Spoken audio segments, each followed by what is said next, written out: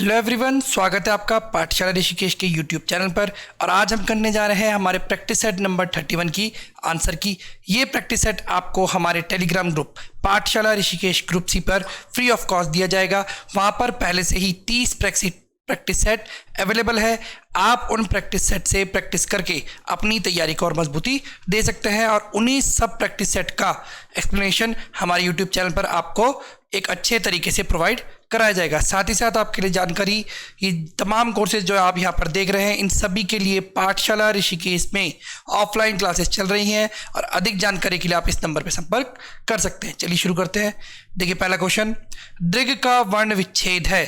ठीक है, तो वर्ण विच्छेद, एक एक वर्ण बाई वर्ण हमें दीर्घ का विच्छेद करना है। दीर्घ थोड़े यहाँ ठीक से लिखा गया है, इस तरीके से दीर्घ लिखा जाएगा। तो दीर्घ का वर्ण विच्छेद होगा ऑप्शन ए, द धन र धन ग ग धन अ।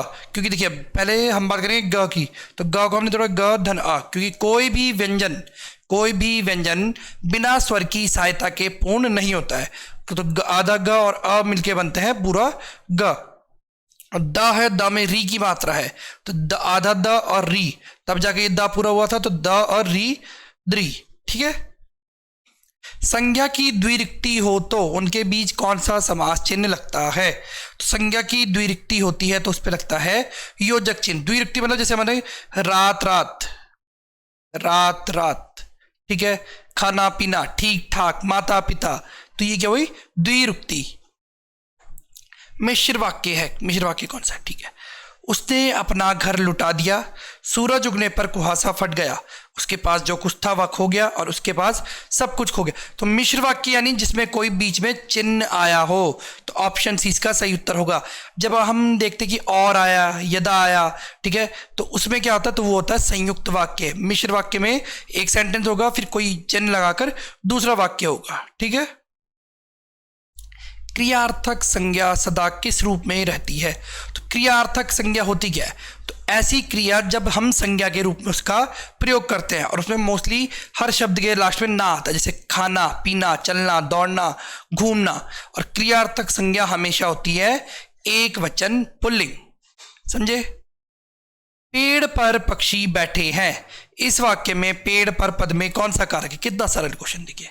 तो ये होगा ऑप्शन डी आपका, अधिकरण में। अधिकरण में अधिकरण पर होता है, तो पेड़ पर पक्षी बैठे। कर्ता ने कर्म को करण से, अपदान से, असंबंध का, के, की। ठीक है, वीर का स्त्रीलिंग है, तो वीर का स्त्रीलिंग होगा ऑप्शन सी, बहुत सरल आंसर, वीरांगना। ठीक है, वीरांगना होगा वीर का स्त्रीलिंग। हम करते रहे वीरांगना लक्ष्मीबाई, उत्तराखंड की बात करते हैं वीरांगना तीलू रौतेली। ठीक है, भोले बालक ने क्रूर डाकू के कठोर हृदय में कोमल भावना जगा दी, वाक्य में कितना विशेष्य है? ठीक है, विशेष्य क्या होता है, तो जिसकी विशेषता बताई जाए उसे क्या कहते हैं हम? विशेष्य। ठीक है, तो किसकी विशेषता? तो देखिए भोला बालक, तो बालक एक विशेष्य, क्रूर डाकू तो डाकू दूसरा विशेष्य, कठोर हृदय तो हृदय तीसरा विशेष्य, और कोमल भावना तो भावना चौथा विशेष्य। तो ऑप्शन ए इसका सही उत्तर होगा। चार विशेष्य, तीन चीजें होती है, क्या क्या? विशेषण, विशेष्य और प्रविशेषण। ठीक है, प्रविशेषण, विशेषण मतलब उसकी विशेषता।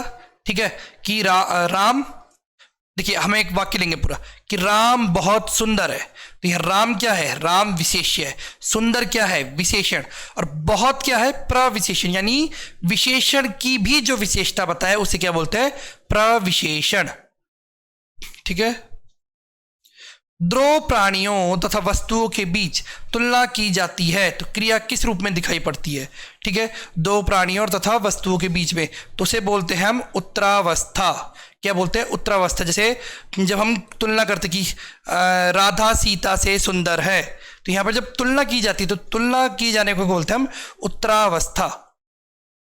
शब्द अन्वय का संधि विच्छेद है, तो अन्वय का संधि विच्छेद कौन सा होगा? तो अन्वय का संधि विच्छेद होता है अनुधन अय। देखिए अनुधन अय, इसको बना देंगे अन्वय कैसे?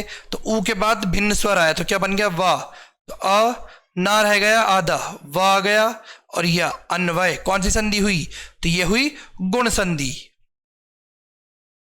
विधि के इन अनेकार्थी शब्दों में से एक गलत है, ठीक है, उसका चयन कीजिए। बिल्कुल, तो ब्रह्मा होगा, कानून बिल्कुल होगा, अवधि और पद्धति, तो पद्धति भी होगा, अवधि नहीं होगा, तो अवधि नहीं होगा विधि का अनेकार्थी शब्द, ठीक है। मूक का विलोम क्या है? मूक मतलब जो बोलता ही नहीं है, एकदम मूक है, तो मूक का विलोम होता है वाचाल। ऑप्शन थोड़ा इधर उधर हो गए, अब इसमें देख लेंगे। वाचाल, वाचाल मतलब जो बहुत बोलता है, ठीक है। मृदभाषी मतलब मीठा बोलने वाला, अल्पभाषी मतलब कम बोलने वाला, और कटुभाषी मतलब जो कड़वा बोलता है, ठीक है। प्राची का पर्यायवाची शब्द है, तो प्राची का पर्यायवाची शब्द है, बहुत सी कन्याओं के भी नाम होते हैं प्राची, तो प्राची का शब्द होता है पूर्व। जब हमारे घर में पूजा पाठ होती है तो पंडित जी भी करते हैं, चावलों को चारों तरफ बिखराते हैं तो डालते हैं, ठीक है ना, तो उस समय भी वो प्राची नाम लेते हैं, ठीक है। निम्नलिखित में से लोकोक्ति चुनिए, ठीक है। तो देखिए बहुत बार बच्चे पूछते हैं कि लोकोक्ति और मुहावरे में क्या फर्क है, ठीक है। तो लोकोक्ति यानी लोगों द्वारा कही गई बात, मुहावरे मतलब जो पहले से बने हुए। दूसरा डिफरेंस, मुहावरा आपको डायरेक्ट आंसर नहीं देगा, मुहावरा बोलेगा कुछ, उसका अर्थ कुछ होगा, लेकिन लोकोक्ति सीधी सीधी बात बताती है। जैसे देखिए अंक भरना, ठीक है, अंक भरना का अब सीधा सीधा अंक भरना नहीं होगा, कुछ और अर्थ निकलता है। आस्तीन का सांप, आस्तीन का सांप का कुछ और अर्थ निकलता है, ठीक है, मतलब सांप की बात हो रही है लेकिन बात किसी व्यक्ति की हो जाएगी यहाँ पर, ठीक है। तूती बोलना, तो यहाँ तो ना तूती बात होगी ना बोलने की, तूती बोलना मतलब किसी की बहुत बड़ाई होना, लेकिन कहाँ राजा भोज और कहाँ गंगू तेली अगर आप किसी को बोलेंगे तो सीधा समझ में आ जाएगा कि कंपेरिजन किया जा रहा है एक गरीब और एक अमीर व्यक्ति के बीच में, ठीक है। तो ऑप्शन सी, जो एक स्थान पर टिककर नहीं रहता हो, ठीक है, उसे क्या कहते हैं? तो उसे कहते हैं यायावर। क्या बोलते हैं? यायावर, जो इधर से उधर चलता रहता है। शीघ्रगामी मतलब जो जल्दी आता है, ठीक है। यथाक्रम मतलब जो कर्म से काम हो उसे बोलते हैं यथाक्रम। जंगल में लगने वाली आग के लिए उपयुक्त शब्द है, तो देखिए यहां पर एक पर्यायवाची है जंगल का, क्या? दावा। दावा होता है जंगल का पर्यायवाची, तो जंगल में लगने वाली आग को दावानल। पेट में, जब पेट में थोड़ी गर्मी हो जाती है, ठीक है, तो पेट में लगने वाली आग को बोलते हैं जठरानल। कहाँ पर? पेट में। वहीं समुद्र में लगने वाली आग को बोलते हैं बड़वानल, और कामानल कोई शब्द नहीं होता, ठीक है, बड़वानल। निम्न में से शुद्ध वर्तनी युक्त शब्द है, ठीक है, वर्तनी बहुत बार क्वेश्चन आता है, तो सही शब्द है इसमें तरुच्च छाया, ठीक है। आप मुझे कमेंट में बताएंगे कि इसका मतलब क्या होता है। सरकारी पत्राचार में गोपनीय पत्र के रूप में भी माना जाता है किसे? ठीक है, तो गोपनीय पत्र की तरह लिखा जाता है, ऑप्शन सी आपका अर्धशासकीय पत्र, यानी ऐसा शासकीय पत्र जो किसी मित्रता भाव से लिखा जाए उसे बोलते हैं अर्धशासकीय पत्र। कार्यालय आदेश, किसी कार्यालय से दूसरे आदेश निकलता है तो उसे बोलते हैं कार्यालय आदेश। परिपत्र, जब एक मंत्रालय द्वारा बहुत सारे लोगों को एक ही जैसा लेटर या एक ही जैसी सूचना देनी हो, बहुत सारे अलग अलग मंत्रालयों को, अलग अलग अधिकारियों को, तो उसे बोलते हैं परिपत्र। और अनुस्मारक क्या होता है कि पहले भेजे गए पत्र पर कार्रवाई करने के लिए याद दिलाने को भेजा जाता है, अनुस्मारक। हिंदी साहित्य के किस युग को जागरण सुधार काल भी कहा जाता है? किसे कहते हैं? तो ये कहते हैं द्विवेदी युग को। क्यों कहा जाता है? तो द्विवेदी युग में जो आज की हमारी मानक हिंदी है, जिसे खड़ी बोली कहा जाता है, उसे क्या मिला? तो उसे गद्य और पद्य दोनों रूपों में पहचान मिली। क्योंकि जब तक हमने भारतेंदु युग देखा तो भारतेंदु जी ने कहा करते थे कि खड़ी बोली में पद्य रचना नहीं हो सकती। उनका मानना था कि पद्य की भाषा सिर्फ ब्रज, अवधी, मैथिली और मगही है, ठीक है। छायावाद की हम जब बात करते हैं तो छायावाद के 4 स्तंभों का नाम आता है, महादेवी वर्मा, जयशंकर प्रसाद, सूर्यकांत त्रिपाठी निराला और सुमित्रानंद पंत। छायावाद को हिंदी का स्वर्ण काल कहा जाता है, ठीक है। भारतेंदु युग का काल था 1900 से 1920, द्विवेदी युग का काल था 1920 से 1936 और छायावाद 1936 से चल रहा था, ठीक है। सांध्य गीत किसकी रचना है? ठीक है, तो सांध्य गीत बहुत ही अच्छा क्वेश्चन, तो महादेवी वर्मा की रचना है सांध्य गीत। निर्जा, यामा, ठीक है, यामा के लिए उन्हें ज्ञानपीठ पुरस्कार भी मिला है और भी बहुत सारी पुस्तकें लिखी हैं इन्होंने, ठीक है। जयशंकर प्रसाद की बात करें तो झरना है, हजारी प्रसाद द्विवेदी ने भी बहुत सारी पुस्तकें लिखी हैं। उत्तराधिकार में प्राप्त संपत्ति के लिए एक शब्द है, कौन सा? तो उत्तराधिकार में प्राप्त संपत्ति को कहा जाता है ऑप्शन ए आपका रिक्त। धरोहर नहीं होता, वसीयत नहीं होता, वसीयत तो कागज हो गया जो लिखा जाएगा, धरोहर मतलब सांस्कृतिक धरोहर है, ठीक है, रिक्त कहा जाता है उसको। तो ये थे हिंदी क्वेश्चन। अब बात करते हैं हम उत्तराखंड के क्वेश्चन की। गढ़वाल सेवा संघ किसके द्वारा स्थापित किया गया? तो गढ़वाल सेवा संघ स्थापित किया गया श्रीदेव सुमन के द्वारा 1938 के श्रीनगर सम्मेलन के बाद, ठीक है। और बाद में इसका नाम रख देगा गणदेश सेवा संघ। ठीक है। कुलिंद कालीन सिक्के कहाँ से प्राप्त हुए? तो कुलिंद कालीन सिक्के पाए गए हैं थत्यूड़ में भी, देवीडुंगा में भी, कतियूर घाटी में भी, यानी ऑप्शन डी उपरोक्त सभी। कुलिंदों में बहुत सारे राजा हुए, 10 राजा हुए। सबसे पहला राजा हुआ विश्वदेव, सबसे अंतिम राजा हुआ छत्रेश्वर, सबसे प्रतापी राजा हुआ अमोघभूति। 3 तरह की मुद्राएं पाई गई कुलिंदों की, अमोघभूति, अल्मोड़ा और छत्रेश्वर प्रकार की। बाकी कुलिंदों के बारे में और इतिहास के बारे में जानकारी के लिए इससे पहले हमारी एक 50 क्वेश्चन की वीडियो आई है, आप उसे भी देख सकते हैं। उसमें बहुत ही अच्छे इतिहास के क्वेश्चन हैं जो उत्तराखंड के एग्जाम में बहुत ज़्यादा महत्वपूर्ण होंगे आप लोगों के लिए। कत्यूरी काल में प्रवर्तकर कौन थे? तो प्रवर्तकर कहा जाता था भूमि माप संबंधित अधिकारी को। तो इसे कैसे याद करेंगे? तो देखिए प्रवत का ऐसे बना होता है, तो प्रवत को आप कर देंगे पर्वत, और पर्वत बनता है मिट्टी से यानी भूमि से, तो भूमि माप संबंधित अधिकारी। कस्तूरी का रासायनिक नाम क्या है? तो कस्तूरी का रासायनिक नाम है MTKP यानी मिथाइल ट्राइक्लोरोपेंटाडिकेनॉल। मिथाइल ट्राइक्लोरोपेंटाडिकेनॉल, थोड़ा सा टफ नाम है लेकिन आप इसे याद कर सकते हैं MTKP से। उत्तराखंड राज्य के प्रथम आम चुनाव में कितनी महिलाएं जीती? तो कितनी जीती थी? तो ये जीती थी 4 महिलाएं। 14 फरवरी 2002 को चुनाव हुआ था, तो 4 महिलाएं जीती। दूसरे में भी 4, तीसरे में 5, चौथे में 5। और कमेंट में बताएंगे कि अभी के हुए चुनाव में कितनी महिलाएं जीती। 2001-11 के किन 2 जिलों ने नकारात्मक दशक विकास दर्ज किए? ठीक है जी, किस में आई? तो देखिए सबसे ज्यादा तो आई है पौड़ी में ही स्थापित है क्या? राज्य पलायन आयोग। और दूसरा है अल्मोड़ा।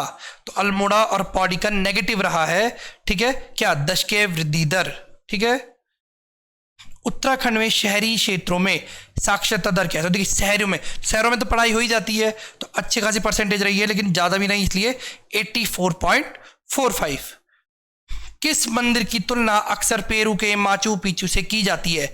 तो देखिए आप हमारे साथ टेलीग्राम, इंस्टाग्राम, फेसबुक, यूट्यूब के जरिए जुड़ सकते हैं। टेलीग्राम पर हर दिन आपके लिए एक अच्छी इंफॉर्मेटिव रील वीडियो बनाई जाती है, और उसी में मैं मेरे द्वारा बनाई गई, साथ ही साथ अनामिका मैम द्वारा बनाई गई बहुत सारी इंफॉर्मेटिव वीडियो है। आप पाठशाला ऋषिकेश के नाम से इंस्टाग्राम पर भी हमारे साथ जुड़ सकते हैं। तो आंसर होगा इसका कसार देवी मंदिर। इसकी तुलना पेरू के माचू पिच्चू और इंग्लैंड के स्टोन हैंग से की जाती है।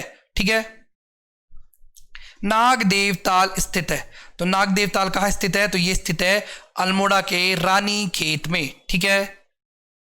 ओसला नामक पर्यटन स्थल कहाँ स्थित है? ठीक है। तो उत्तरकाशी में एक दुर्गम टाइप की जगह है, कह सकते हैं आप उत्तरकाशी में ओसला, और कहा जाता है कि यहाँ पर दुर्योधन की पूजा की जाती है। किसकी? दुर्योधन की। काली कमली वाला संत के रूप में कौन जाना जाता है? ठीक है जी, बहुत अच्छा क्वेश्चन है। तो ये जाना जाता है विशुद्धानंद को। किसे?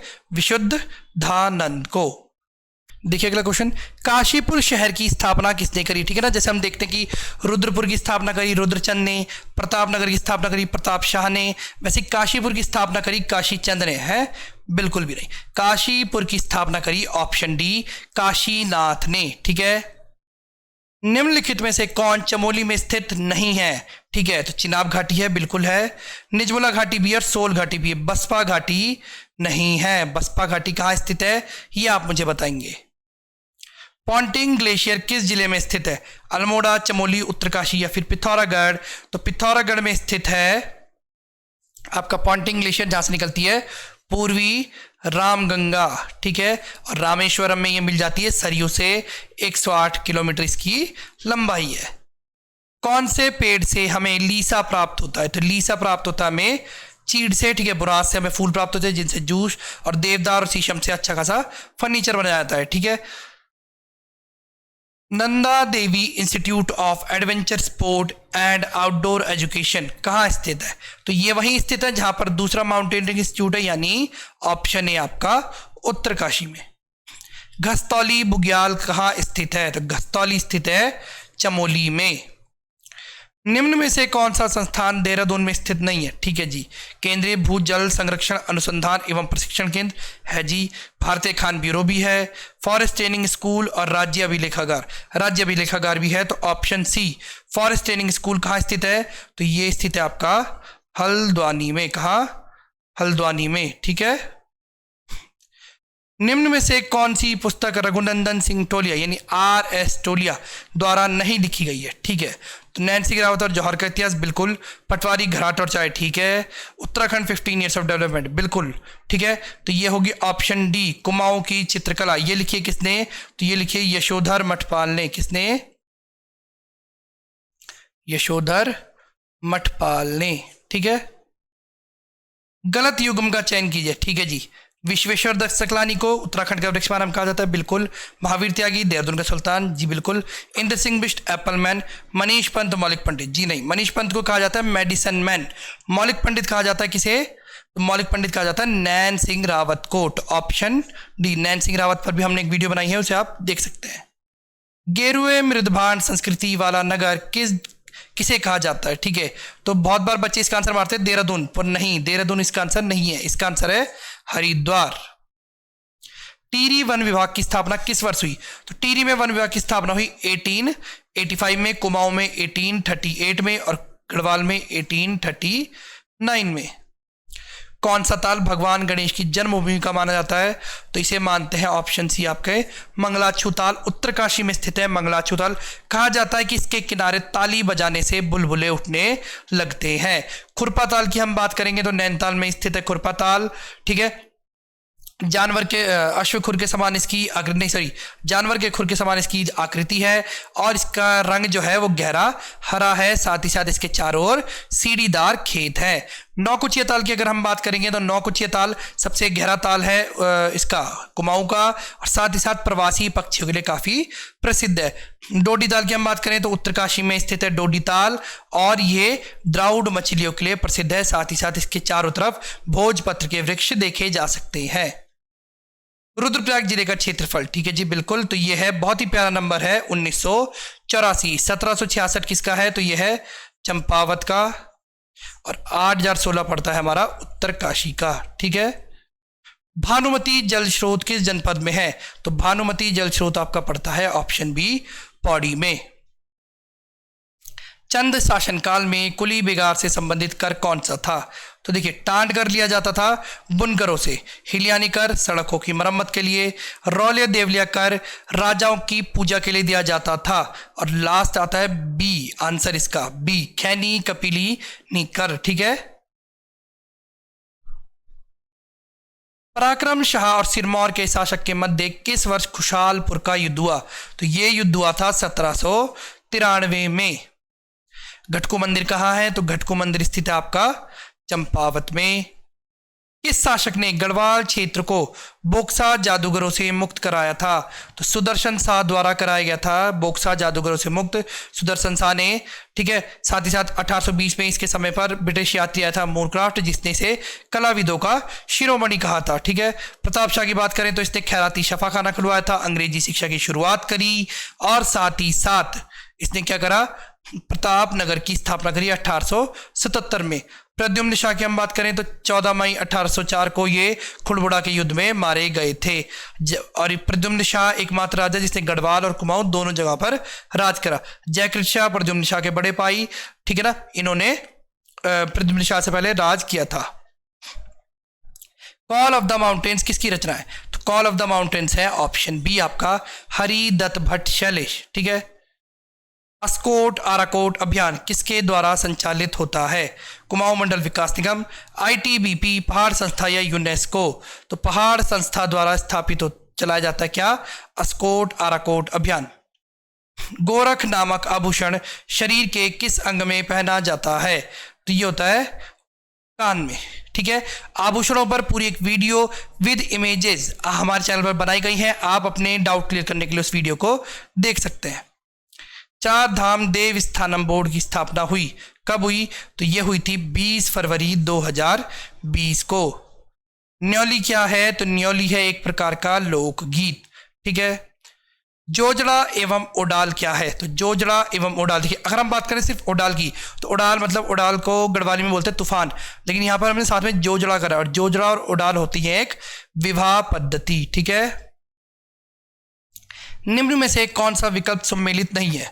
चुंडपुर, विकासनगर, कीर्तिनगर, बिलौली गांव, ढांगधार, प्रतापनगर, ये राज क्षेत्र अल्मोड़ा। तो ये भी सही है, ये भी सही, ये भी सही। राज क्षेत्र अल्मोड़ा को नहीं कहा जाता, अल्मोड़ा को आलमनगर कहा जाता था, ठीक है, राजापुर भी कहा जाता था, ये राज क्षेत्र नहीं कहा जाता था। रच भैंसी बोली किस क्षेत्र में बोली जाती है?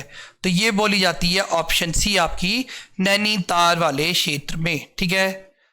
हवेल नहीं होगा, हेवल होगा। हेवल नदी घाटी आंदोलन क्या है? तो हेवल नदी घाटी आंदोलन है हेवल मछली की रक्षा हेतु नहीं, विद्युत परियोजना बिल्कुल भी नहीं, बाघों की संरक्षण बिल्कुल नहीं। आंसर होगा इनमें से कोई नहीं। ये किस लिए था? तो ये था अवैध खनन को रोकने के लिए। हिरण चीतल मुख्यतः किस उत्सव के दौरान किया जाता है? तो ये किया जाता है हिल जात्रा उत्सव के दौरान, जो हमें नेपाल से मिला है। नेपाल में से कहा जाता है इंद्र जात्रा, ठीक है। कंडारी उत्सव की बात करें तो 12 साल में होता है, ठीक है ना। ये उत्सव हर 12 साल में मनाया जाता है। किस राजा के समय भूमि दान का पहला साक्ष्य मिलता है? तो किसके समय मिलता है? तो ये मिलता है ऑप्शन सी आपका जगतपाल के समय, ठीक है। जगतपाल के एक अभिलेख में ही भूमि दान का प्रमुख साक्ष्य मिलता है। ये थे उत्तराखंड और हिंदी क्वेश्चन। आए क्वेश्चन आपको जीएसवाल सर बताएंगे। धन्यवाद। Hello everyone. तो हम उत्तराखंड प्रैक्टिस सेट जो है, उत्तराखंड पुलिस के लिए जो हमारा प्रैक्टिस सेट है, जो फ्री प्रैक्टिस सेट आपको टेलीग्राम में मिलता है, हम उसको करने जा रहे हैं। और ये है प्रैक्टिस सेट नंबर 31 का जीएस सेक्शन, ठीक है। प्रैक्टिस सेट नंबर 31 का जीएस सेक्शन। पहला क्वेश्चन है 61, प्रयाग प्रशस्ति किसके सैन्य अभियान के बारे में जानकारी देती है? 4 ऑप्शन आपके पास हैं, इसको जरूर टिक कीजिएगा। हम बात करते हैं तब तक 4 ऑप्शन के बारे में। चंद्रगुप्त द्वितीय को विक्रम आदित्य की उपाधि से भी जाना जाता है, विक्रम आदित्य की उपाधि से भी जाना जाता है, ठीक है। और कुमारगुप्त को हुणों का नाश करने के लिए भी जाना जाता है, ठीक है। चलिए, तो आपको ये याद रखना है, नवरत्न जो थे, नौ जो रत्न थे वो किसके दरबार में थे? चंद्रगुप्त द्वितीय के। पहला क्वेश्चन, प्रयाग प्रशस्ति जो है वो समुद्रगुप्त से संबंधित है। और आपको मैं बता दूं कि इसे कौशाम्बी से अकबर लेकर के आया, ठीक है। इलाहाबाद कहाँ लेकर के आया? इलाहाबाद लेकर के आया, ठीक है। इसमें जहांगीर का भी नाम अंकित है, इसमें अंकित है। ये प्रैक्टिस सेट आप पाठशाला के टेलीग्राम से फ्री अवेल कर सकते हैं और प्रैक्टिस सेट आपको मिलते रहेंगे। आप ये पूरी वीडियो देख करके भी अपने 100 क्वेश्चन की प्रैक्टिस कर सकते हैं। चलिए अगला क्वेश्चन देखते हैं। कुषाण शासक कनिष्क का राज्याभिषेक किस सन में हुआ? 4 ऑप्शन आपके पास हैं। कुषाण शासक कनिष्क, ये वही कनिष्क है जिसके समय में चौथी बौद्ध संगति हुई थी। क्या हुई थी? चौथी बौद्ध संगति। कहाँ हुई थी ये चौथी बौद्ध संगति दोस्तों? ये चौथी जो बौद्ध संगति थी ये हुई थी कश्मीर में, ठीक है। इतना आपको समझ आ रहा है? तो कुषाण वंश का जो शासक था कनिष्क, उसका राज्याभिषेक कब हुआ था? 78 एडी में या 78 ईस्वी में उसका राज्याभिषेक हुआ था। उम्मीद है इतनी बात आपको समझ आई होगी। चलिए आगे चलते हैं। मौर्य काल में सीता से तात्पर्य है। बहुत इजी क्वेश्चन है। मौर्य काल की हम बात करते हैं, ठीक है।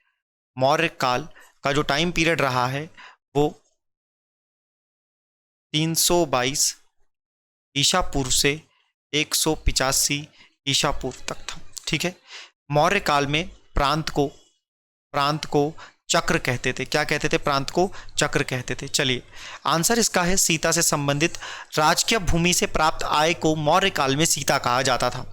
आपको मौर्य काल के प्रशासन के बारे में पढ़ लेना चाहिए, ये सबसे ज़्यादा इंपॉर्टेंट चीज़ें हैं। साथ ही हमारी MCQ सीरीज़ की क्लास लाइव चलती है डेली 7 से 8 PM पे। ये लाइव क्लास है जो आपको देखने को मिलेगी यूट्यूब पर, ठीक है। चलिए अगला क्वेश्चन नंबर 64। सिकंदर के हमले के समय उत्तर भारत पर निम्नलिखित राजवंशों में से किस एक का शासन था? जब सिकंदर ने हमला भारत में किया तो उस समय पर भारत पर निम्नलिखित में से किस राजवंश का शासन था, यह आपको बताना है। चलिए देखिए, उस समय पर नंद वंश का शासन था और नंद वंश का राजा धनानंद जो था वो शासन कर रहा था। उम्मीद है इतनी बात आपको समझ आई होगी। देखिए अगर हम मौर्य वंश की बात करते हैं तो मौर्य वंश से ठीक पहले कौन सा शासन था? नंद वंश, ठीक है। फिर इससे पहले कौन सा था? इससे पहले शिशुनाग, और शिशुनाग से पहले था हर्यक वंश। ठीक है, इतनी बात आपको समझ आई है, ये इसका क्रम हुआ करता था। ठीक है, इनके बाद जो आया था वंश वो था शुंग वंश। ठीक है, उम्मीद है आपको ये बात भी समझ आई होगी। आगे चलते हैं, क्वेश्चन नंबर 65 को देखिए। न्याय दर्शन के संस्थापक कौन थे? 4 ऑप्शन आपके पास है, आपको बताना है न्याय दर्शन किसने दिया था। इनको ही हम न्याय दर्शन जिन्होंने दिया था, इनको हम अक्षपाद के रूप में भी जानते थे। ठीक है, न्याय दर्शन का दर्शन दिया था गौतम ने, ऋषि गौतम ने, और इन्हें अक्षपाद के नाम से भी जाने जाते थे। मुनि कपिल ने दिया था सांख्य दर्शन को। कौन से दर्शन को दिया था? सांख्य दर्शन को। इन्होंने दिया था वैशेषिक दर्शन को, इन्होंने दिया था वैशेषिक दर्शन को, और जैमिनी ने दिया था उत्तर मीमांसा को, उत्तर मीमांसा को इन्होंने दिया था। यहाँ तक आपको समझ आ रही होंगी चीज़ें कि हम जब आपको ये पेपर देते हैं, साथ में आपको YouTube वीडियो के माध्यम से भी समझाने की कोशिश करते हैं, तो चीज़ें जो होती हैं एक्सप्लेन करके वो 25 से 50, 100 से 200 हो जाती हैं। चलिए अगला क्वेश्चन देखिए, क्वेश्चन नंबर 68 कह रहा है खजुराहो मंदिर स्थापत्य के निर्माण में सहयोगी थे। ठीक है, खजुराहो मंदिर स्थापत्य के निर्माण में सहयोगी थे चंदेल, गुज्जर, प्रतिहार, चाहमन, परमार। देखिए खजुराहो मंदिर जो है वर्तमान समय में कहाँ है? मध्य प्रदेश। इसका सबसे फेमस जो मंदिर है वो है कंदरिया महादेव का मंदिर, कंदरिया महादेव मंदिर। उम्मीद है आपको ये बात समझ आई होगी, और इसका सही आंसर है चंदेल। ठीक है, चंदेलों ने खजुराहो जो मंदिर है उसको बनाया, और वहां पर ये एमपी में स्थित है, और ये कंदरिया महादेव। ठीक है, ये बात है कुछ 950 से 1020 के आसपास ईस्वी की। ठीक है, चंदेल की स्थापना की थी ननुक ने, ननुक ने स्थापना की थी इसकी। ठीक है, किसने स्थापना की थी? ननुक ने स्थापना की थी। आगे आ जाओ, क्वेश्चन नंबर 67 देखो। एलोरा के प्रसिद्ध शिव मंदिर का निर्माता राष्ट्रकूट नरेश था। यह भी क्वेश्चन है एक मध्यकाल, पूर्व मध्यकाल से क्वेश्चन है, मध्यकाल से ठीक पहले से आने वाले जो राजवंश थे उनसे सवाल है। एलोरा के प्रसिद्ध शिव मंदिर का निर्माता राष्ट्रकूट, राष्ट्रकूट वंश की स्थापना किसने की थी? तो ये की थी दंती दुर्ग ने। किसने की थी? ये दंती दुर्ग ने की थी। ठीक है दोस्तों, दंती दुर्ग ने की थी। और यहां पर अगर पूछा जाए तो इसका आंसर हो जाएगा कृष्ण प्रथम। तो ये आप याद रखना, ये कहां पर है? ये है महाराष्ट्र में। ठीक है, ये महाराष्ट्र में है, और ये कृष्ण प्रथम। इतना याद रहेगा आप लोगों को। उम्मीद है आपको ये सेशन अच्छा लगेगा और पसंद आएगा। पसंद आए तो अपने सुझाव देना हमें कमेंट सेक्शन में ना भूलें, और फ्री प्रैक्टिस सेट हमारे टेलीग्राम चैनल से ज़रूर डाउनलोड कर लें। और लाइव क्लास के लिए भी आप हमसे जुड़ सकते हैं। डेली 7 से 8 बजे लाइव क्लास होती है, जिसमें हम MCQ सीरीज़ के तहत कवर कर रहे हैं सारा सिलेबस। गुरु नानक ने अपना उत्तराधिकारी किसे नियुक्त किया था? 4 ऑप्शन आपके सामने हैं। गुरु नानक की बात करें तो सिख संप्रदाय के संस्थापक थे। ठीक है, सिख संप्रदाय के संस्थापक हैं। ठीक है, एक तो बड़ी बात यह है, इनका 1469 ईस्वी के आसपास इनका जन्म हुआ था, ये बात याद रखनी है आपको। ठीक है, चलिए इन्होंने गुरु अमरदास को जो था, और माफ करना, सॉरी, उत्तराधिकार किसे नियुक्त किया था? गुरु अंगद को। गुरु अंगद को इन्होंने, ये सही आंसर हो जाएगा। ठीक है दोस्तों, ये सही आंसर हो जाएगा। गुरु अंगद जो दूसरे सिख गुरु थे, इनको अपना उत्तराधिकारी नियुक्त किया था गुरु नानक ने। ठीक है, तलवंडी में इनका जन्म हुआ था। कहाँ इनका जन्म हुआ था? इनका जन्म हुआ था तलवंडी में। ठीक है, चलिए अगला क्वेश्चन देखिए। शिवाजी की राजधानी कहाँ थी? क्वेश्चन बहुत ही प्यारा सा क्वेश्चन है। शिवाजी जो किस वंश से संबंधित थे? तो ये थे भोसले वंश से। छत्रपति शिवाजी की हम बात कर रहे हैं, भोसले वंश से थे। इन्होंने राजधानी बनाया था रायगढ़ को। इन्होंने राजधानी बनाया था रायगढ़ को। इन्होंने सूरत को 2 बार लूटा। इन्होंने सूरत को 2 बार लूटा। कब कब? 1664 और 1670। ठीक है, ये ध्यान रखना आप। चलो अगला देखो। हेडगेवार ने किस वर्ष राष्ट्रीय स्वयंसेवक संघ की स्थापना की थी? आरएसएस की यहाँ पर बात हो रही है कि आरएसएस की स्थापना कब हुई थी। तो अगर आपको डेट बता दूं, डेट है 27 सितंबर। आपने 4 ईयर आपके पास है, आपको बताना है हेडगेवार ने किस वर्ष राष्ट्रीय स्वयंसेवक संघ की स्थापना की थी। तो देखो आंसर हो जाएगा इसका 27 सितंबर 1925 को ये की थी दोस्तों। चलिए ब्राज़ील में विशाल कहवा कॉफ़ी बागानों को कहा जाता है क्या?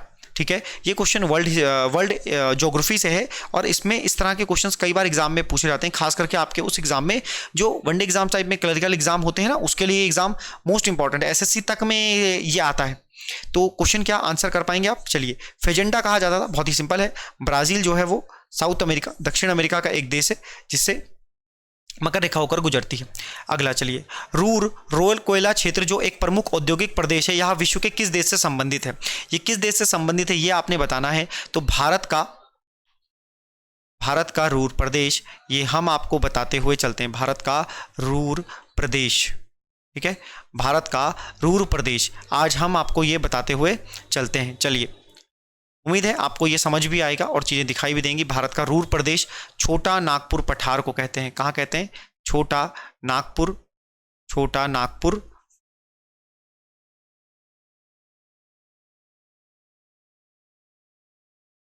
छोटा नागपुर पठार को कहते हैं, ठीक है, छोटा नागपुर पठार को कहते हैं। तो ये हो जाएगा जर्मनी, ठीक है।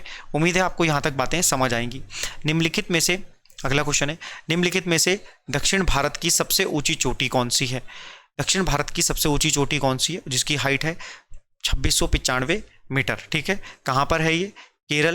केरल में ही आपको मिलेगी देखने को। आपको आंसर देना है दक्षिण भारत की सबसे ऊंची चोटी कौन सी है। पहले मैं प्रीवियस ईयर क्वेश्चन देखता हूँ। चलो, ये तो प्रीवियस क्वेश्चन देखता हूँ, ये सही है, जर्मनी, ठीक है। चलो अभी देखो, दक्षिण भारत की सबसे ऊंची चोटी बतानी है आपने। दोदा बेटा, महेंद्रगिरी, अन्नाईमुड़ी, गुरु शिखर, ठीक है। गुरु शिखर जो है वो राजस्थान में है, वो, ठीक है, ये राजस्थान में है, ये राजस्थान में है। ये आपको सबसे बड़ी बात है कि ये याद रखनी है, ठीक है। इसकी जो हाइट है वो 1700 कुछ मीटर है, लगभग 1700 कुछ मीटर है, प्लस में कर लीजिएगा, 1700 के लगभग है, एग्जैक्टली याद नहीं है, लेकिन 1700 कुछ मीटर इसकी हाइट है, ठीक है, 1728 में भी। चलिए, तो इसका आंसर हो जाएगा अन्नाईमुड़ी। अन्नाईमुड़ी जो है ये केरल में, और इसकी हाइट कितनी है? 2695 मीटर है। चलिए, बंगाल की खाड़ी में स्थित भारत का एकमात्र सक्रिय ज्वालामुखी किस द्वीप पर स्थित है? बहुत ही प्यारा क्वेश्चन है। बंगाल की खाड़ी में स्थित भारत का एकमात्र सक्रिय ज्वालामुखी किस द्वीप पर स्थित है? 4 ऑप्शन आपके पास हैं, यानी कि हम बात कर रहे हैं कि अंडमान निकोबार में स्थित है। सबसे पहले तो ये अंडमान निकोबार के बारे में बात करें या ज्वालामुखियों की बात करें तो भारत में 2 ज्वालामुखी हैं, एक बैरन और एक नारकोंडम।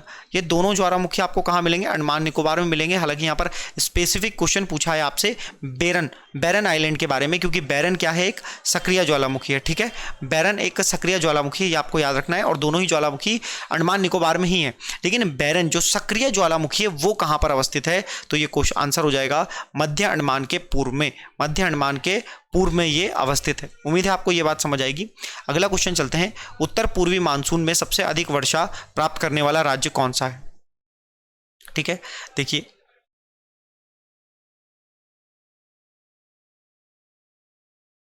तो आप समझने की कोशिश कीजिएगा, जो मॉनसून यहाँ से वापस होकर के आता है उसी को हम क्या कहते हैं? उसको हम कहते हैं उत्तर पूर्वी मानसून। क्या कहते हैं? उत्तर पूर्वी मानसून कहते हैं। ये उत्तर पूर्वी जो मानसून है ये सबसे अधिक वर्षा कहाँ करता है? तो ये तमिलनाडु में शरद ऋतु में, उस समय पर भारत में क्या होती है? शरद ऋतु होती है, शीत ऋतु होती है, माफ करिएगा, शीत ऋतु होती है, उसमें ये करता है। इसको हम लौटता हुआ मानसून भी बोलते हैं, लौटता हुआ मॉनसून भी कहते हैं, ठीक है। उम्मीद है इतनी बात आप समझ पा रहे होंगे। 76, किस दशकीय वर्ष में भारत की जनसंख्या वृद्धि दर नकारात्मक रही? देखिए, हर 10 साल में जनसंख्या होती है, जो जनगणना है वो प्रत्येक 10 वर्ष में होती है, ठीक है। 10 वर्ष में पहली बार कब हुई है? पहली बार 1872 में, किसके समय में? मेयो के समय में। फिर उसके बाद 1881 में रिपन के समय में, ठीक है। इतनी बात आपको समझ आई। फिर उसके बाद अभी जो 15वीं जनगणना थी 2011 वाली, ठीक है। और स्वतंत्र भारत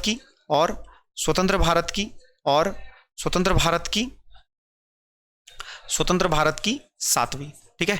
इतना याद रखेंगे। तो यहाँ जो नकारात्मक रही थी ना, ये वाला जो टर्म है ये ज़्यादा इंपॉर्टेंट है। आंसर हो जाएगा 1911 से 1921 के ड्यूरेशन में जो भारत की जनसंख्या वृद्धि थी वो नकारात्मक हो गई थी, ठीक है। चलिए अगला क्वेश्चन, महानगरों में कारखानों से भारी मात्रा में कोयले और तेल जैसे ईंधनों से के जलने से कौन सी गैस उत्सर्जित होती है? एक इंपॉर्टेंट क्वेश्चन है, थोड़ा सा दिमाग लगा के आप करोगे ना तब जाके ये हो जाएगा। महानगरों में कारखानों से भारी मात्रा में कोयले और तेल जैसे ईंधनों से जलने वाली, तो तेल जैसे ईंधनों से जो जलेगी वो हो जाएगी सल्फर डाइऑक्साइड, जिसे हम बोलते हैं SO2, 2। ठीक है, इतनी बात समझ आ रही है। पेपर अच्छा बना हुआ है और आगे आने वाले पेपर और अच्छे बनेंगे, लेवल पटवारी फॉरेस्ट गार्ड को मैच करता हुआ। और जैसे जैसे हमारे को आप लोगों का और सहयोग समर्थन मिलेगा तो भैया देखो आपको देंगे एकदम ऐसा क्लासी पेपर जो एग्जाम के हिसाब से बना होगा, जो ऐसे आपको कई क्वेश्चन एग्जाम में मिल जाएंगे। बल्कि पूरा का पूरा पेपर भी हो सकता है कि आपने अगर मेरे यहाँ के 30-40 पेपर आपने कर लिए तो आपको लगभग 70% पेपर हमारे यहाँ का रिपीट मिलेगा, ये मैं प्रॉमिस आपको कर रहा हूं। अम्ल वर्षा किनके द्वारा होने वाले पर्यावरण प्रदूषण के कारण होती है? अम्ल वर्षा किनके द्वारा होने वाले पर्यावरण प्रदूषण के कारण होती है? ये अम्ल वर्षा, एसिड रेन की बात हो रही है, एसिड रेन की बात ये हो रही है। ठीक है, एसिड रेन की बात यहां पर हो रही है। तो नाइट्रस ऑक्साइड और सल्फर डाइऑक्साइड जो है ये दोनों जिम्मेदार केमिकल हैं, या इनका कंपोजिशन से ही क्या होती है? अम्ल वर्षा होती है, या उस पर अम्ल वर्षा का प्रभाव रहता है। ठीक है, चलिए आ जाइए अगला क्वेश्चन। पृथ्वी की सतह का वह भाग जिस पर भूकंपीय तरंगों को सर्वप्रथम रिकॉर्ड किया जाता है। देखिए, पृथ्वी के सतह के अंदर जहां पर किसी भूकंप की उत्पत्ति होती है, उसे कहते हैं मूल। और जहां पर पहली तरंग पहुंचती है उसे कहते हैं अधिकेंद्र, या उसको कहते हैं एपिसेंटर। ठीक है, तो ये जाएगा अधिकेंद्र।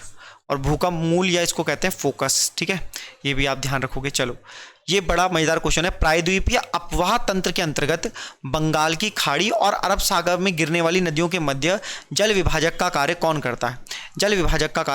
देखो, इसको बड़े आराम से समझना, वरना कई लोग इसका आंसर गलत कर सकते हैं।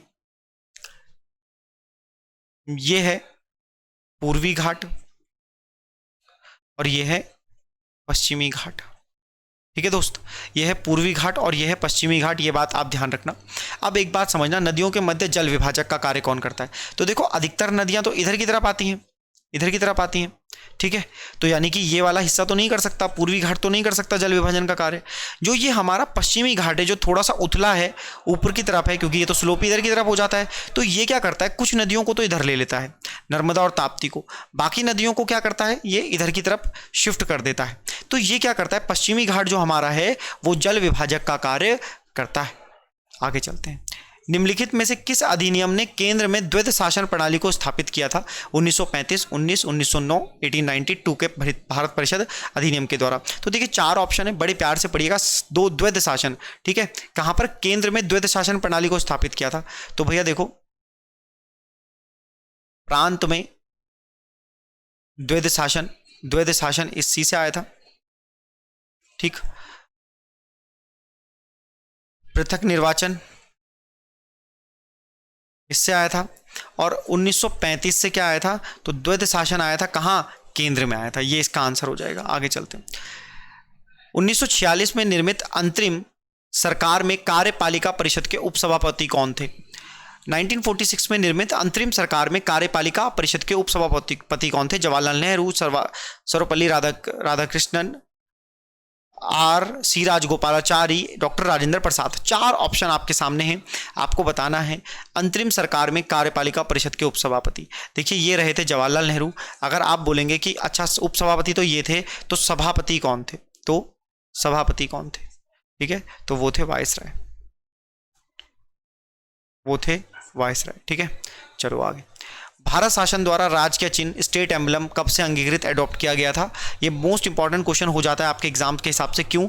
क्योंकि भैया देखो, इस तरह से क्वेश्चन अभी क्या था, संसद में जो हमारी नई संसद बन रही है, जिसको हम सेंट्रल विस्टा प्रोजेक्ट कहते हैं, उस पर मोदी जी ने हाल ही में हमारा नया, मतलब पुराना स्टेट एम्बलम को ही दोबारा से एक हिसाब से इनॉग्रेट किया और वहाँ पर नई तरीके से उसको लाया। तो उस पर कुछ कॉन्ट्राडिक्टरी चीज़ें, या उस पर कुछ जो था कुछ ऐसी चीज़ें हो गई थी जो न्यूज़ में बना हुआ था।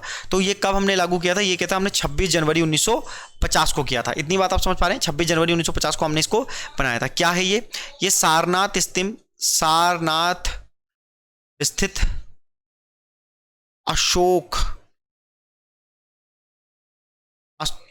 स्तंभ से लिया गया है। ठीक है, चलो। निम्नलिखित में से भारत के संविधान का कौन सा अनुच्छेद कानून के समक्ष समानता से बात करता है? तो हमारे फंडामेंटल राइट्स की बात हो रही है। फंडामेंटल राइट्स जो हैं वो किस में है? तो वो हैं भाग 3 में। एक बात तो ये हो गई।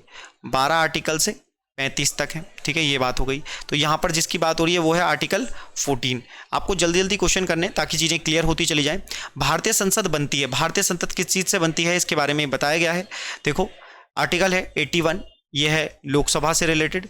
आर्टिकल 80 राज्यसभा से रिलेटेड और 52 प्रेसिडेंट से। उम्मीद है इतनी बात आपको समझ आई होगी। अगर इतनी बात आपको समझ आ रही है तो देखो यहीं पर ये तीनों चीज़ें हो जाएंगी, लोकसभा, राज्यसभा और राष्ट्रपति। ये तीनों से ही मिलकर के हमारी संसद बनती है। मतलब हम संसद इक्वल टू लिख सकते हैं कि संसद किसके बराबर है, तो लोकसभा, राज्यसभा और प्रेसिडेंट के बराबर है। चलो आगे आ जाओ। सर्वोच्च न्यायालय का न्यायाधीश अपने पद से त्यागपत्र किसको लिखकर दे सकता है? सर्वोच्च न्यायालय का न्यायाधीश, बहुत आसान क्वेश्चन है ये। हमारा जो भारत का सुप्रीम कोर्ट है वो है 124, ठीक है। आपको बताना है कि 49th CJI कौन है। अभी 49th CJI कौन है? पहले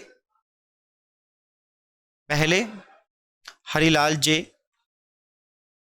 कानिया थे, ठीक है। उम्मीद है आपको बात समझ आई होगी। तो हम यहाँ पर करते हैं कि राष्ट्रपति को जो है वो इस्तीफा दे सकते हैं, ठीक है। चलिए अगला क्वेश्चन, बहुत ही प्यारा करंट अफेयर का क्वेश्चन है। CSIR central of scientific and industrial research की पहली महिला निदेशक है।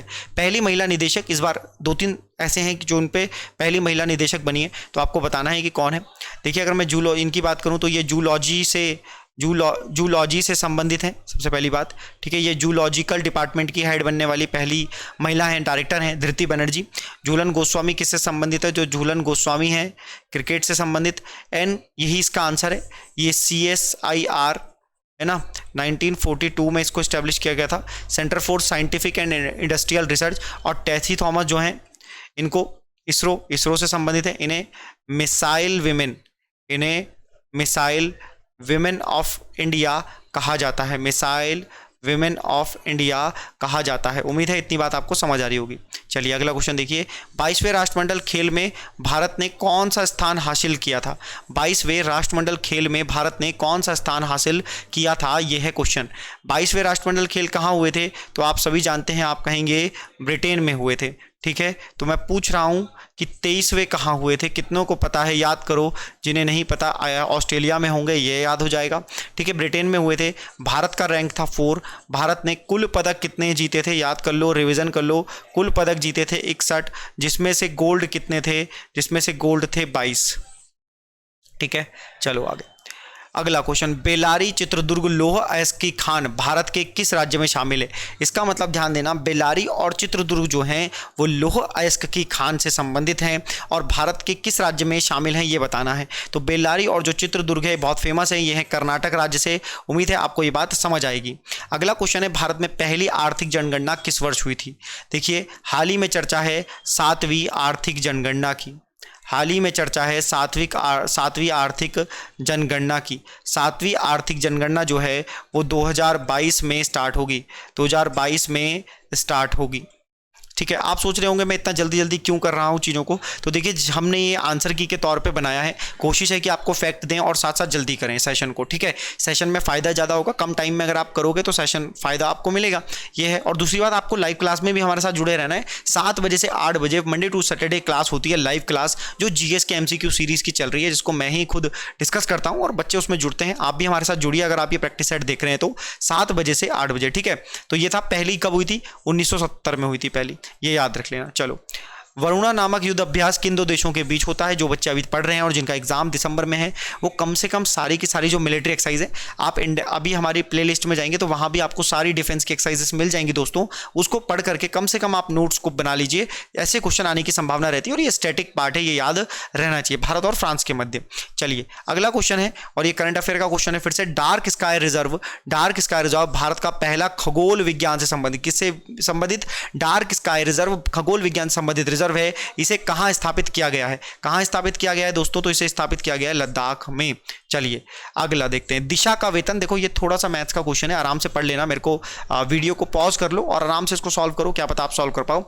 दिशा का वेतन प्रतिमा के वेतन से 3000 अधिक है, ठीक है। दिशा और प्रतिमा के वेतन का अनुपात 17:15 है। इसको करने का तरीका ये होता है कि उन्होंने जो पहली लाइन बोली है उसमें कहा 3000 रुपए अधिक है, किसका? दिशा का। तो ये दिशा का रेशियो दे रखा है और ये प्रतिमा का रेशियो दे रखा है। तो 3000 अधिक है, दिशा का अधिक है, कितना अधिक है? 15 से 2 अधिक है, तो 2 बराबर कितना हो गया? 3000 हो गया, ठीक है। इसको x मान लो, तो ये 1 बराबर कितना हो गया? 1500 हो गया, ठीक है। x को। अब उन्होंने पूछा है अगर 1 की वैल्यू 1500 है तो वेतन का अनुपात यहाँ 17 था, यहाँ 15 था, तो इसी क्रम में होगा। तो उन्होंने पूछा प्रतिमाह का वेतन कितना है, प्रतिमाह का, तो 15 इंटू 15 करोगे तो आ जाएगा वेतन आ जाएगा, ठीक है। 15 इंटू 17 करोगे तो यहाँ पर किसका वेतन आ जाएगा, दिशा का आ जाएगा। ये मैथ्स की क्लास में नहीं है, जीएस की क्लास है, लेकिन मैं आपको क्योंकि क्वेश्चन पेपर में आया तो थोड़ा समझा दे रहा हूँ, बाकी आप खुद भी कर सकते हैं। और अगर आप इसको नहीं कर पा रहे हैं तो आपको हमारी जो ऑनलाइन पढ़ी हुई जीएस की क्लासेज हैं, जिसमें हमने रेशियो एंड प्रोपोर्शन पढ़ाया है, एवरेज पढ़ाया है, मैथ्स पढ़ाई है, वहाँ से एक बार करके देखिए, है ना। या आप हमारे ऑफलाइन बैचेज में भी इन चीज़ों के लिए जुड़ सकते हैं। बेसिक कोर्स चलते हैं तो आप उनमें इनरोल कर सकते हैं, 3 महीने में इसकी प्रिपरेशन आपकी हो जाएगी। उस विकल्प का चयन करें जिसके तीसरे अक्षर समूह से वही संबंध है जो दूसरे अक्षर समूह से रहता है। देखिए इसको कहते हैं कोडिंग डिकोडिंग। सबसे पहले तो ये समझना जरूरी है, कोडिंग डिकोडिंग के लिए जरूरी है कि आप ए से लेकर जेड तक के क्या कर लें, अल्फाबेट्स की नंबरिंग को याद ही कर लें।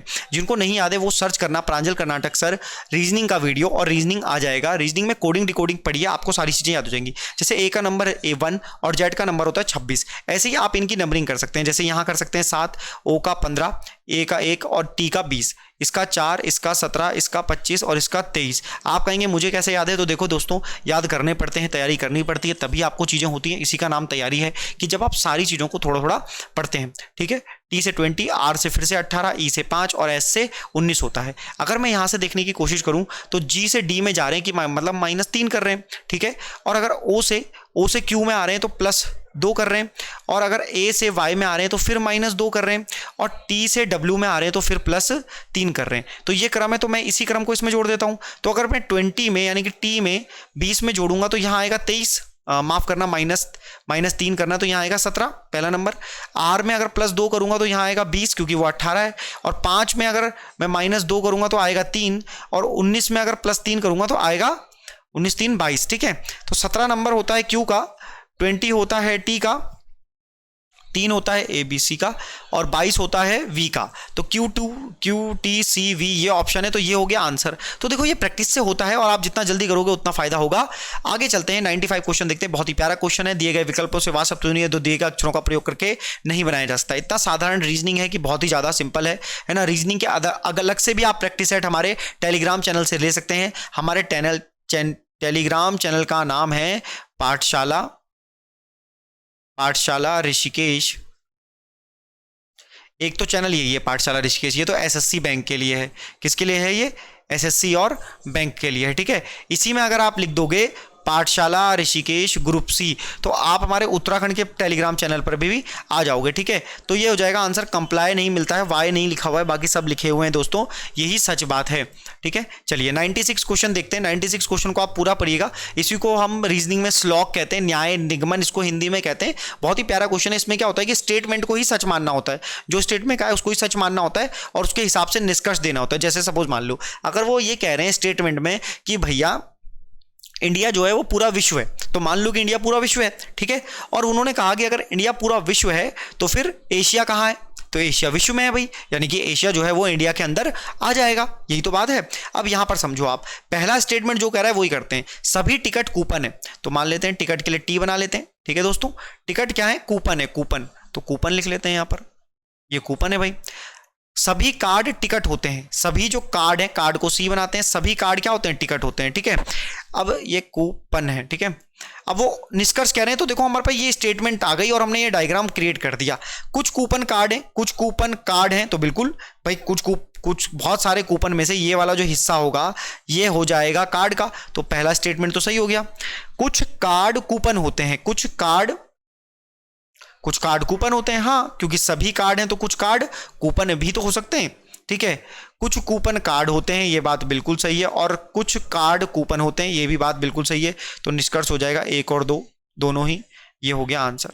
चलो अगला, चलिए ये क्वेश्चन थोड़ा सा गड़बड़ हो जाता है जब ये स्क्रीन पे आता है। बेसिकली होता क्या है कि यहाँ पर ये डिवाइड होता है, डिवाइड मल्टीप्लाई को प्रदर्शित करता है, और प्लस भाग को प्रदर्शित करता है, प्लस भाग को प्रदर्शित करता है, और ये माइनस को, ऐसा कुछ है। इसका आंसर 14 आना चाहिए था, साइन में कुछ गलती है। ये प्रैक्टिस सेट में सही है, ये क्वेश्चन जो है ना प्रैक्टिस सेट में सही है, आप पुट करोगे वहाँ वैल्यू आ जाएगा इसका। यहाँ पर ये थोड़ा सा गड़बड़ हो गया, प्रैक्टिस सेट से ही ये बना था लेकिन थोड़ी सी गड़बड़ी इसमें आ गई, तो चेक कर लीजिएगा। आंसर 14 आएगा इसका। अगर आपने प्रैक्टिस सेट में सही मिला है ना आपको, वहाँ तो चेक हो गया था प्रैक्टिस सेट में, तो दोस्त वहाँ पर ये 14 आ रहा है आंसर, आप चेक कर लेना, ठीक है। चलो अगला 98 देखो। 98 निम्नलिखित में से कौन सा पद केवल नेटवर्क कनेक्शन है जिससे साथ जोड़ा जा सकता है। कंप्यूटर सेशन को थोड़ा आप सही से पढ़ें, 2 से 3 क्वेश्चन अच्छे आने की संभावना है यूकेपीसीएस जब आपका पेपर, यूकेपीएससी जब आपका पेपर बनाएगा तो, ठीक है। इसको कहते हैं इंटरनेट। क्या कहते हैं दोस्तों? इसको इंटरनेट कहते हैं। अगला देखते हैं 99 अनसॉलिसिटेड ईमेल को क्या कहते हैं? किसको? अनसॉलिसिटेड ईमेल को क्या कहते हैं? इससे प्यारा क्वेश्चन नहीं हो सकता मेरे हिसाब से, ये बच्चे वाला क्वेश्चन एकदम। स्पैम कहते हैं अनसॉलिसिटेड, मतलब जो ऐसे ही परेशान कर रहा है, स्पैम कहते हैं उसको, ठीक है। चलो अगला क्वेश्चन है, जलवायु से एक क्वेश्चन लिया है कि किगाली समझौता किस अन्य समझौते का एक भाग है, ठीक है। तो देखो बहुत ही प्यारा क्वेश्चन है ये। Kyoto Protocol, Rio de Janeiro, Montreal Protocol, 1987 का ये सम्मेलन हुआ था मॉन्ट्रियल में, और किगाली जो है, किगाली ये 2016 से संबंधित है। ये मॉन्ट्रियल का ही एक भाग है, मॉन्ट्रियल का ही एक भाग है। तो ये तो 100 ऐसे क्वेश्चन जो आपके किसी भी एग्जाम में आ सकते हैं।